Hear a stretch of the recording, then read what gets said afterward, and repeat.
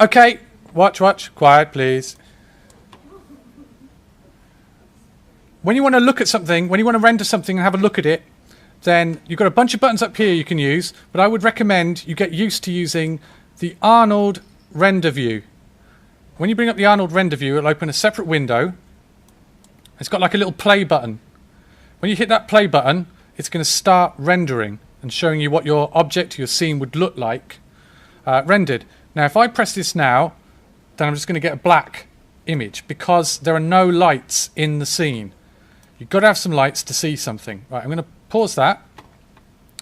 Here are some of your lights. We've briefly looked at the Skydome light to show stuff off, but I'm assuming you're going to want something a little bit more interesting. You want your Mars base to look nice. I mean, you spent all the effort modeling it, so why not make it look pretty? So there's something here called the physical sky. What this is it's a bit like the dome light, but instead of just a color or a texture map in here, it's a procedural way of generating a sun and a sky kind of system. Easiest ways to show you. Thankfully, it's fairly easy to use. You just click it, and it has now created a sky dome light just here.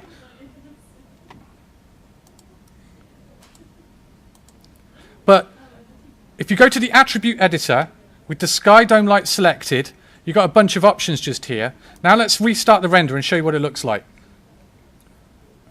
This is one of the great things about this Arnold render view, by the way, is you have this open, and as you move around, it's constantly updating like this.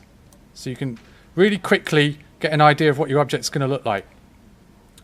This sun and sky system works by defining the elevation and the azimuth of the sun, and it will automatically change the sky from being a sort of bright midday kind of look to a sort of sunset or a sunrise look by changing these values. So you can either put direct numbers in here, or you can just lower this down.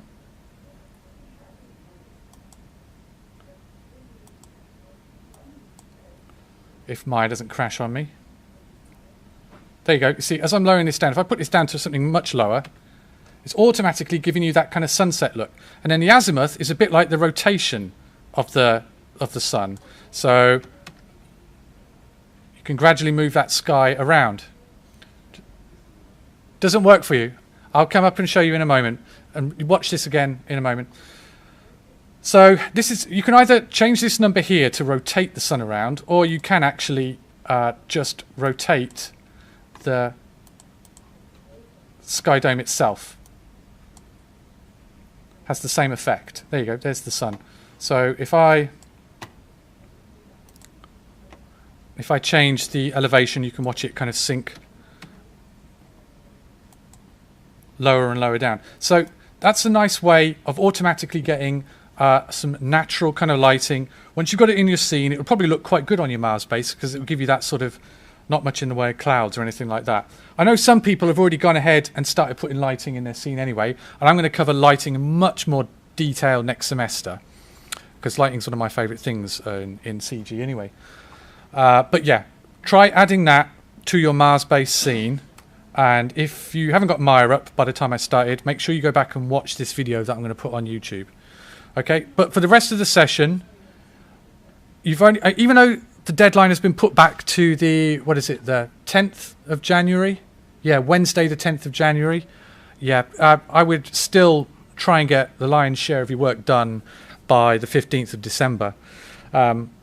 Because you don't want to be trying to unwrap UVs over the Christmas break or anything like that, as I mentioned. Okay, so I'll just stop that recording and upload it. Once you've created that sun and sky, just save it with your model scene, and so you know that it's always going to be in there.